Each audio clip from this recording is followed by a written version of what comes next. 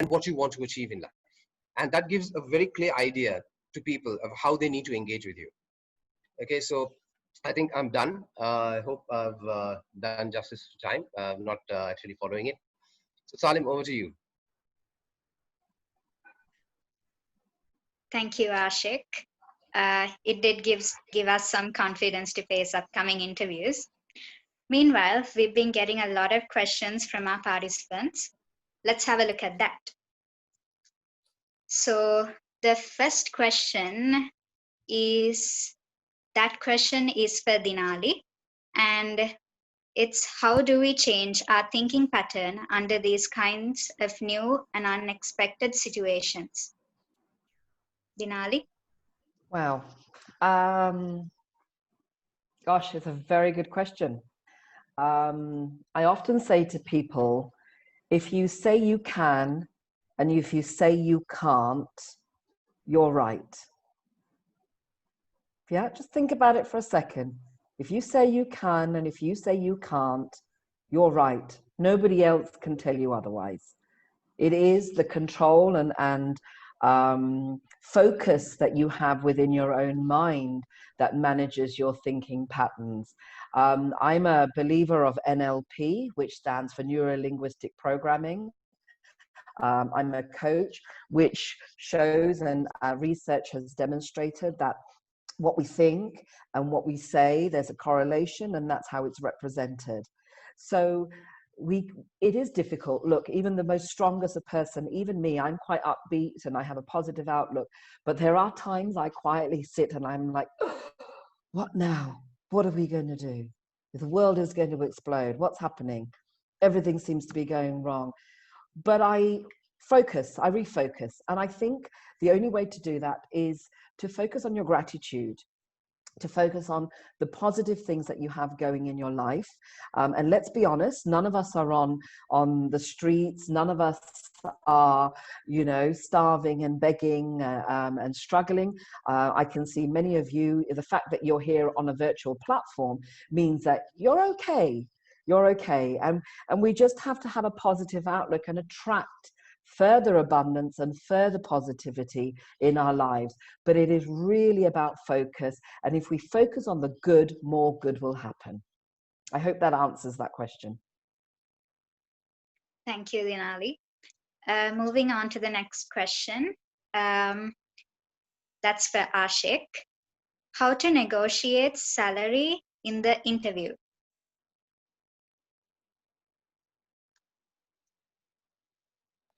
Yeah, good question. That's going to be, the deal maker or deal breaker, of course. Okay, but what I would boil this down to is a little bit of research too. Okay, so I had this friend of mine one day who called me and asked, Aashiq, I am currently handling. I'm the business analyst of this company. And they're offering me the job of being the head of marketing. What do I do? How much do you think I should ask them? And my answer to him was, dude, which company do you work for? And he said, this is the company. I said, obviously. Can you check up, do a little research, call a few headhunters, call a few people, and check up with them what the market rate is. Okay, what the market rate is. And for that kind of company and that kind of role, because company to company is different. If you join a startup, it's different. SME is different. Multinational, it's different. Okay, so you need to figure that out. And then based on that, you need to make a fair assessment, because companies are going to make a counter offer if they really like you.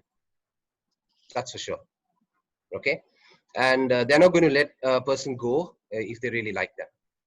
I've had negotiations where someone has told, I just share this practical experience. One person has asked me 150 and I've offered them 80 and they've agreed. It's just that we structured the package differently, and they took home nearly 150. But it just happened because we really like the person. Okay, but it's very important for you to know what the market rate is, so that you can pitch yourself well. and go ahead, just mention the number and see what they say. There's no right answer to this to me. A person has told me before, which I have not used, is to always put the question back to them and say, what are you going to offer? But I'm not too comfortable with that personally, because I don't know. But yeah, I don't know whether PP Dinali has a different perspective. This is mine. I'll add value to that, and everything you say is obviously of value. It's a difficult scenario we're in at the moment, where currently salary is probably not the most important factor right now. Getting, you know, job security and getting the experience for many of you young people is far more important. Every 7 years, we as humans change, and for sure in 7 years, your demands will change with it. So what you settle for today, you'll actually look at it as settling for experience, knowledge within that discipline, within that industry. So therefore, salary may take second fiddle for you, but as you progress, you're able to negotiate because you will demonstrate your self-worth, and that's the trick there, is demonstrating your self-worth. Thank you. We'll move on to the next question. How to pitch well in an interview if you are a fresh graduate with no working experiences? Is that for me? Obviously, I'm thinking. So I think that's where I pick up from where Dinali left off. In terms of if you're a fresh person, then okay. Let me speak about personal experience. That's exactly what I did. What Dinali said.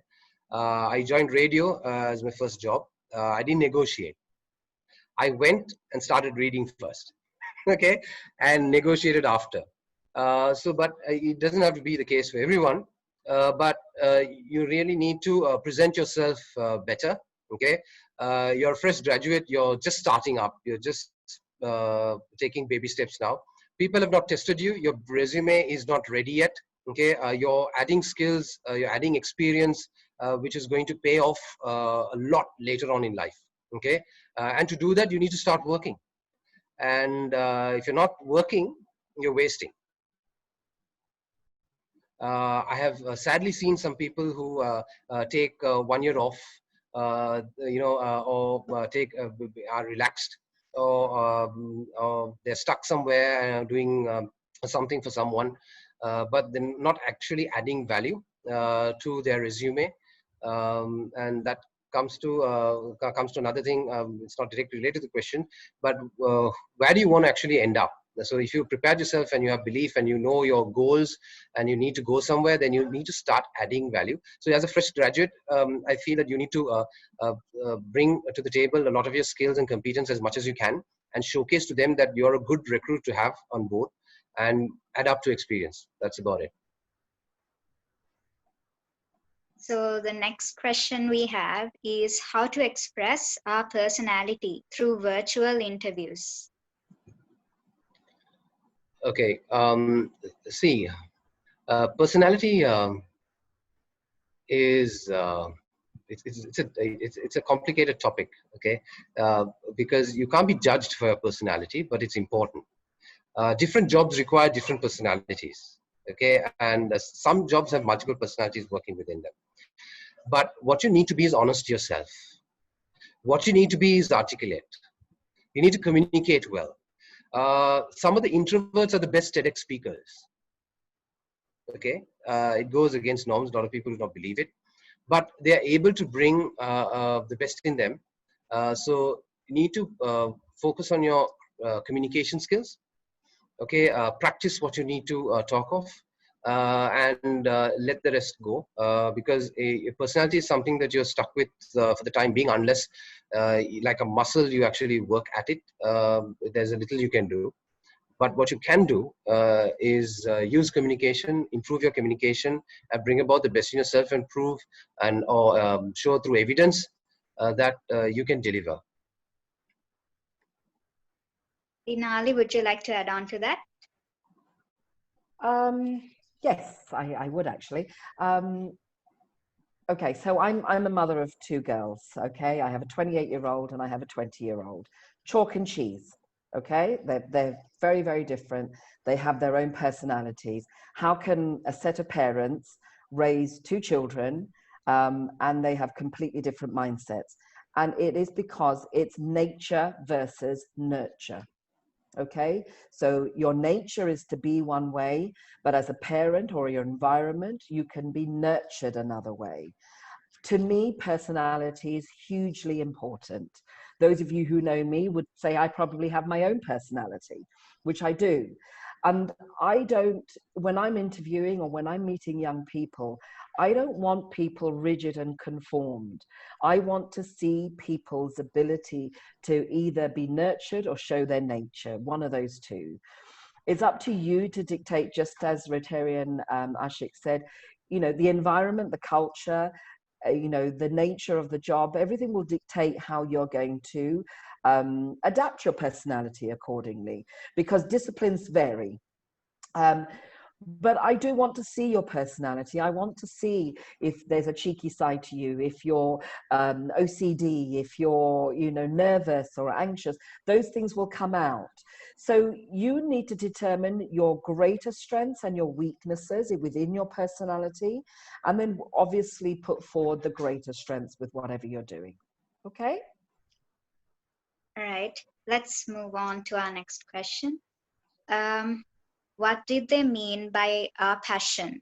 Is it technical or is it something about our creativity? I think that's for you, Dinali. Love this topic, but hang on, just give me one quick sec.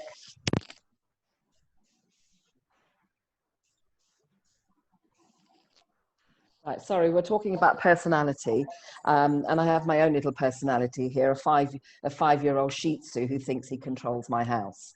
So I had to let him in. The word passion, I use it so often, and I always speak to the people I'm teaching and coaching. You know, what are you passionate about? And in all honesty, many of you won't know yet. Okay, many of you are so young that you're still learning your path or what it is you want to do. There are many other elements to understanding your passion, and there are many influences in managing your passion as well. Here in particular in Sri Lanka or in Asia, many of our passions are dictated to us by our parents. You know, you can't paint, that's a waste of time. We haven't got money to spend on that. You're going to, you know, do this study, you're going down the science route. A lot of it is dictated. It goes back to that nature nurture scenario. And sometimes we don't really know what our passions are until much later in life. This is the truth. It's very rare that you can have an 18 to 20-year-old who will sit in front of me and say, this is what I'm going to do.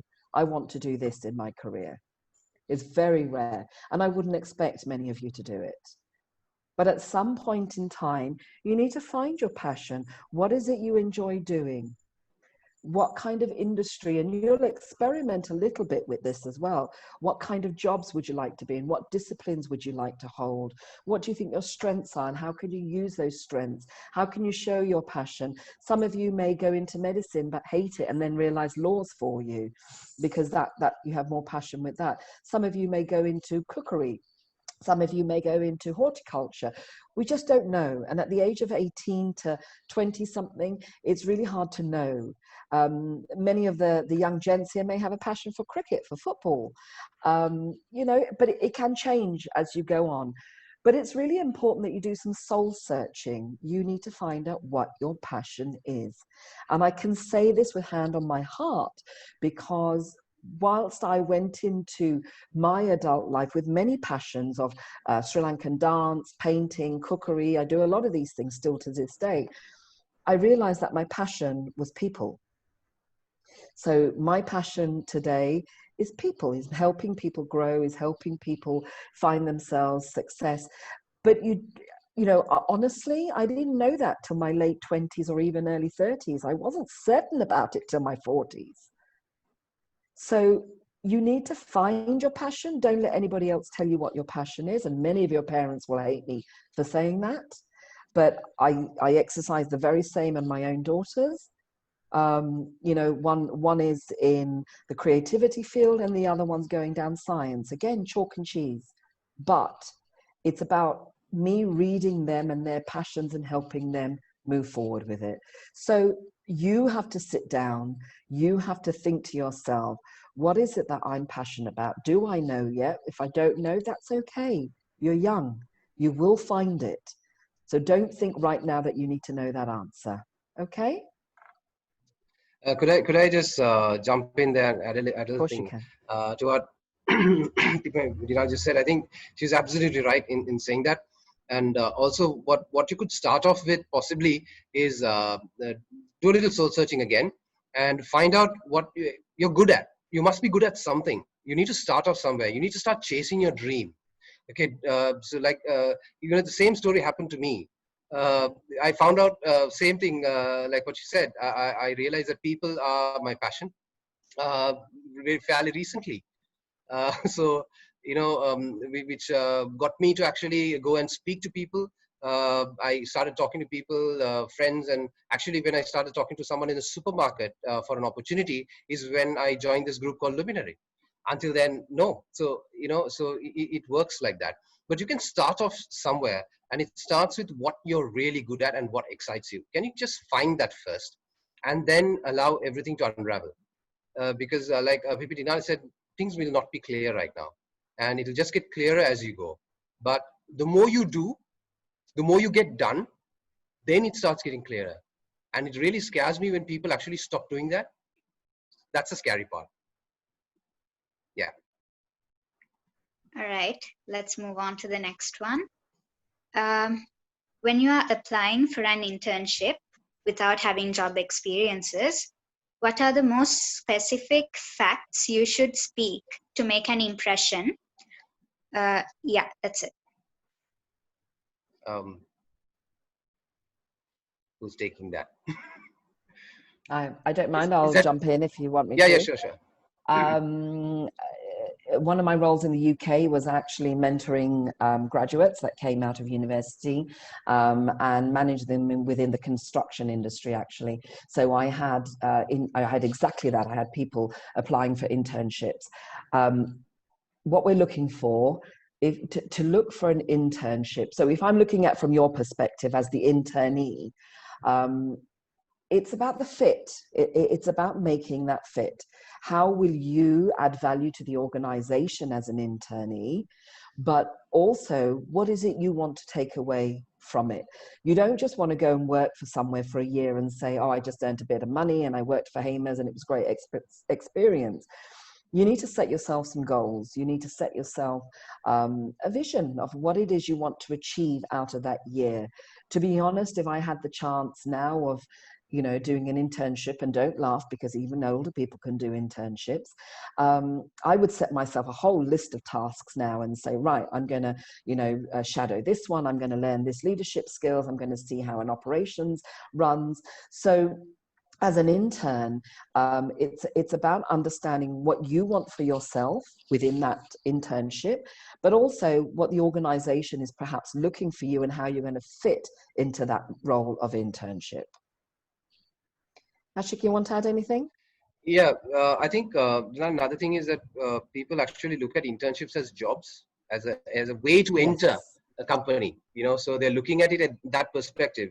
Most often than not, Unilever gets an intern, and then the intern becomes an assistant brand manager, and the brand, So you're looking at it that way. But from an organization's perspective, like what P.P. Dinali mentioned, is that they're looking for a person who is full of energy because they're getting an entry-level person. They want to know whether this person is willing to learn. Very, very importantly, they're looking at what this person brings to the table and whether they will be, like she said, absolutely right fit and can gel well and get things done.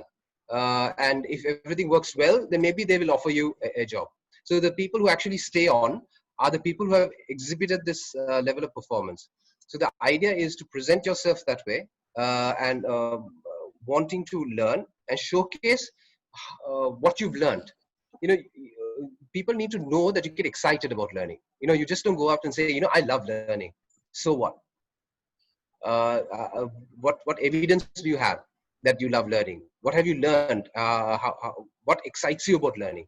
Maybe you need to like, you need to like weave it in subtly. Find a way of bringing that out in your conversation, because people love to hear these things, and especially when they're looking for interns. All right. Thank you. I hope that clears your doubts. With that, we have come to the end of our Q&A session. We have sent you all feedback forms, and please do fill them in. To wrap up, I would like to invite Rotaractor Ashwini to deliver the word of thanks. Over to you, Ashwini. Thank you, Janitik. It is my privilege to have been asked to propose the vote of thanks on behalf of the Interact Clubs of Ananda, Nalanda, Colombo North, Gothami Balikha Vidyalaya, and the Rotaract Clubs of Excellence and University Alumni. Let me express my gratitude for your kind participation for Project Pathfinder. I would especially like to thank the panelists of the evening, Rotarian Dinali Dandeniya and Rotarian Aashiq Aminuddin, for being part of the project and for providing guidance and mentoring throughout the project. Also, I would like to take this as an opportunity to thank all the members of Interact and Rotaract clubs who were sticking with us through thick and thin and to make this project a success. Last but not least, big thank goes to all the participants of the webinar. Once again, I thank you all for your cordial cooperation. Thank you. Stay safe. Thank you, Ashwini. Once again, I'd like to say a big thank you to everyone who joined today. I hope each and every one of you learned something new today. Goodbye, have a good night, and stay safe. Good night. Thank you, everyone. Take care, good guys. Night. Bye-bye. It's a lovely Rudy experience. says Take care. good Bye-bye. night. Thank you very much, Aashiq, and thank you very much, Dinali. Pleasure. Pleasure's ours. Thanks a lot. Bye-bye.